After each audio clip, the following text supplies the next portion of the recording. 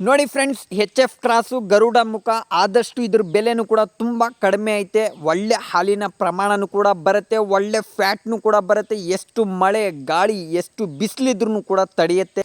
ಎಲ್ಲರಿಗೂ ನಮಸ್ಕಾರ. ಕೋಟೆ ಫಾರ್ಮರ್ಸ್ ಯೂಟ್ಯೂಬ್ ಚಾನಲ್ಗೆ ನಿಮ್ಮೆಲ್ಲರಿಗೂ ಕೂಡ ಸ್ವಾಗತ. ಇವತ್ತು ಎರಡು ಹಸುಗಳು ಆದಷ್ಟು ಕಮ್ಮಿ ಬೆಲೆಗೆ ಮಾರಾಟಕ್ಕೋಸ್ಕರ ಐತೆ.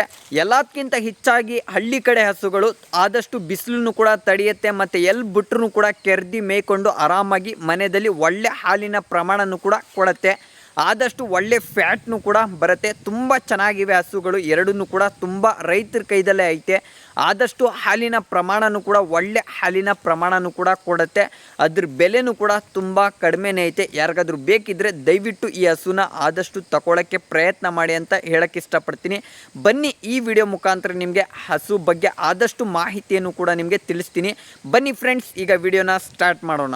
ನೋಡಿ ಫ್ರೆಂಡ್ಸ್, ಇದೇ ಹಸು ಇವತ್ತು ಮಾರಾಟಕ್ಕೋಸ್ಕರ ಇರೋದು. ಆದಷ್ಟು ಹಳ್ಳಿ ಕಡೆ ಹಸು ತುಂಬಾ ಚೆನ್ನಾಗೈತೆ.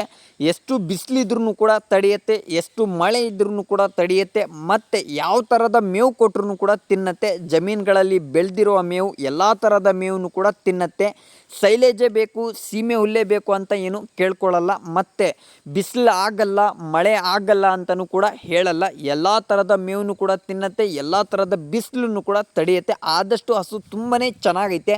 ನೀವೇ ಕಣ್ಮುಂದೆನೇ ಪ್ರೂಫ್ ಸಮೇತನೇ ನೋಡ್ತಾ ಇರ್ಬೋದು ಯಾವ ಥರ ಕೆರ್ದಿ ತಿಂತೈತೆ ಅಂತ. ಜಮೀನುಗಳಲ್ಲಿ ಬುಟ್ಟಿ ಮೇಯಿಸೋದ್ರಿಂದ ಎಲ್ಲ ಥರದ ಮೇವನ್ನು ಕೂಡ ತಿಂದು ಹೊಂದಿ ಬೆಳೆದಿರೋ ಹಸು ತುಂಬಾ ಚೆನ್ನಾಗೈತೆ. ಮತ್ತು ಒಳ್ಳೆ ತೂಕ ಸೈಜ್ ಹೊಂದಿರೋ ಹಸು. ನನ್ನ ಪ್ರಕಾರ ಹೈಟ್ ಬಂದು 4 ಅಡಿಯಷ್ಟು ಹೈಟ್ ಐತೆ. ಲೆಂತು ನನ್ನ ಪ್ರಕಾರ 6.5 ಅಡಿಯಷ್ಟು ಲೆಂತ್ ಐತೆ. ತುಂಬ ಚೆನ್ನಾಗೈತೆ. ಒಳ್ಳೆ ತೂಕ ಸೈಜ್ ಹೊಂದಿರೋ ಹಸು.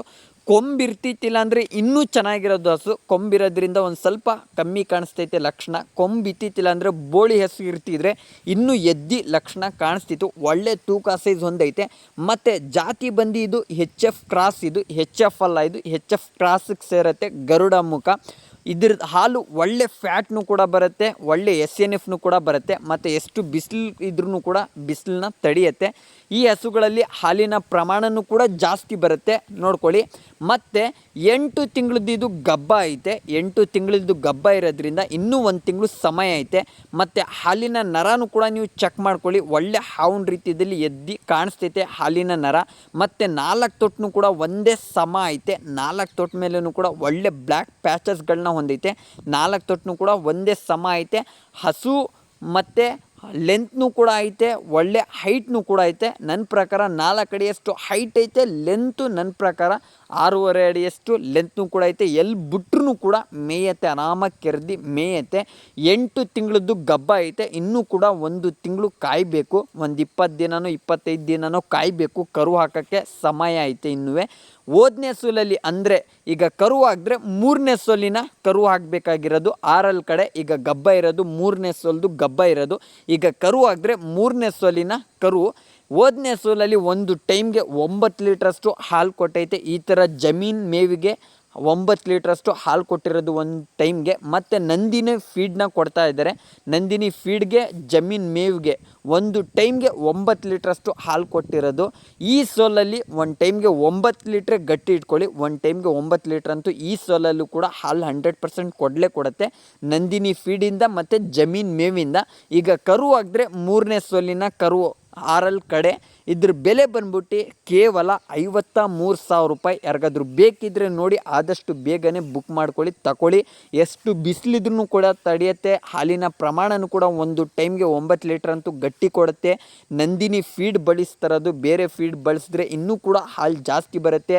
ಒಳ್ಳೆ ಫ್ಯಾಟ್ನೂ ಕೂಡ ಬರುತ್ತೆ. ಮತ್ತು ಆರಾಮಾಗಿ ಜಮೀನುಗಳಲ್ಲಿ ಬುಟ್ಟಿ ಮೇಯಿಸ್ಕೊಂಡು ಹಾಲೆಲ್ಲ ಕರ್ಕೋಬೋದು. ಈಗ ಕರು ಆಗಿದ್ರೆ 3ನೇ ಸೋಲಿನ ಕರು.